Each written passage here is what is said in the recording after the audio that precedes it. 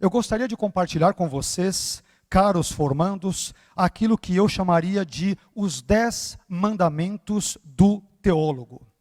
E eu espero que esses mandamentos sejam úteis à vida ministerial de vocês. Primeiro mandamento: não reduzirás o Deus vivo e verdadeiro a um simples conceito teológico.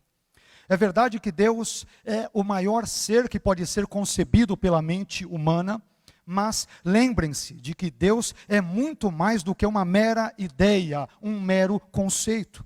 Ele é uma pessoa real que, como Criador e sustentador de todas as coisas, merece a nossa sincera e profunda devoção e adoração. Por isso, jamais reduzam Deus a uma mera ideia. Segundo mandamento: não terás outros livros como regra de fé e prática além da Bíblia.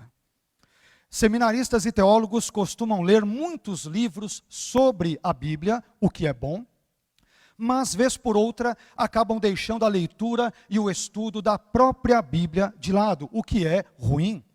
Por favor, lutem contra esse pecado. Terceiro mandamento: não cairás na tentação de falar muito sobre Deus e pouco com Ele.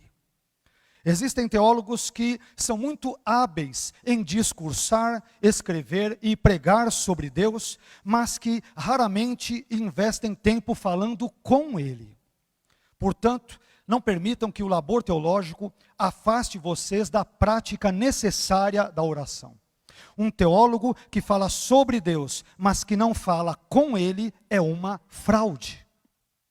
Quarto mandamento: não enxergarás os teólogos e as suas teologias como infalíveis e inerrantes.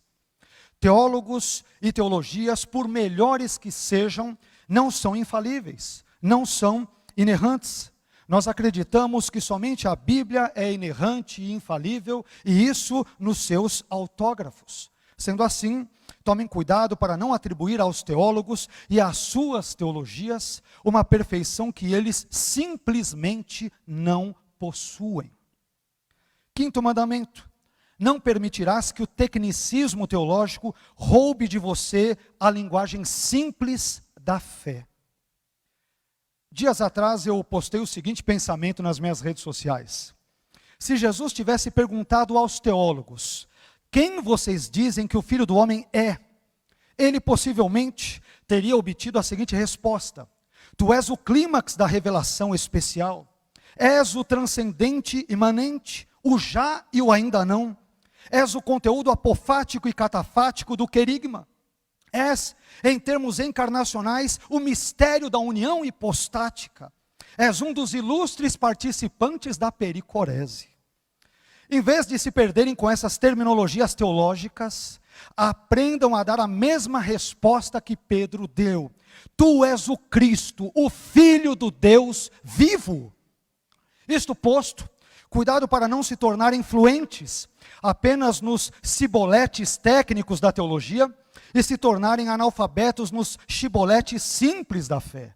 Leiam Juízes 12, versículos 5 e 6, e vocês entenderão o que eu estou querendo dizer aqui. Sexto mandamento: não cederás ao pragmatismo teológico.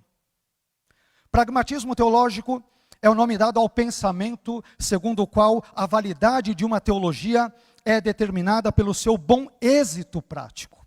Em outras palavras, se um ensino teológico dá certo, então ele é certo. Ultimamente, o pragmatismo teológico ele tem se infiltrado em muitas igrejas. Infelizmente, tem conquistado muitos adeptos.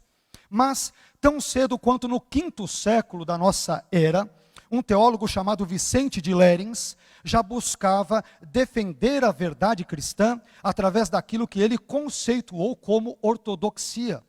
Segundo Vicente, ortodoxia é aquilo que foi crido em toda parte, sempre e por todos.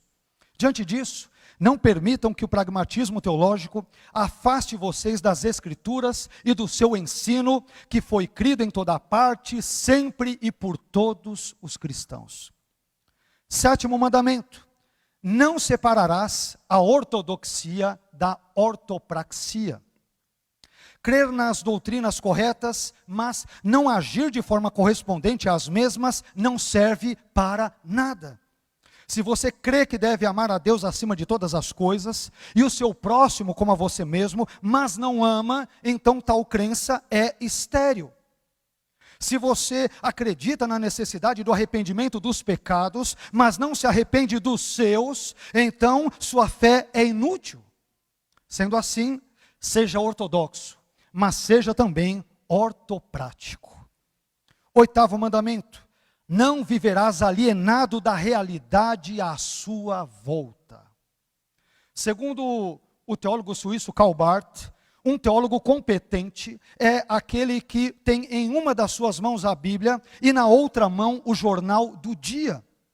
Isto quer dizer que o teólogo tem que estar informado acerca das importantes questões que envolvem o momento histórico em que ele vive.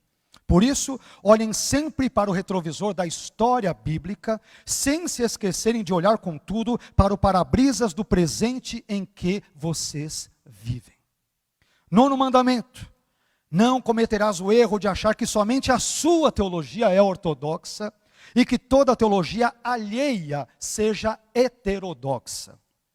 Se o seu irmão em Cristo defende conceitos teológicos distintos dos seus, nas questões secundárias e periféricas à fé, mas defende ao mesmo tempo os elementos essenciais à fé cristã, então não receie recebê-lo como seu irmão. Por fim, 10º mandamento: não te esquecerás de que o objetivo último da teologia é glorificar a Deus. O propósito último da teologia não é satisfazer a nossa curiosidade, não é nos tornar mais cultos, e também não é exaltar a pessoa do teólogo, mas é glorificar a Deus. Portanto, se a sua teologia não glorifica a Deus, você deve repensá-la e substituí-la por uma teologia que o faça. Bem, é isso. Espero que esses breves conselhos tenham sido úteis. Parabéns, prezados formandos, e que Deus abençoe a vida de cada um de vocês, hoje e sempre, em nome de Jesus. Muito obrigado, parabéns.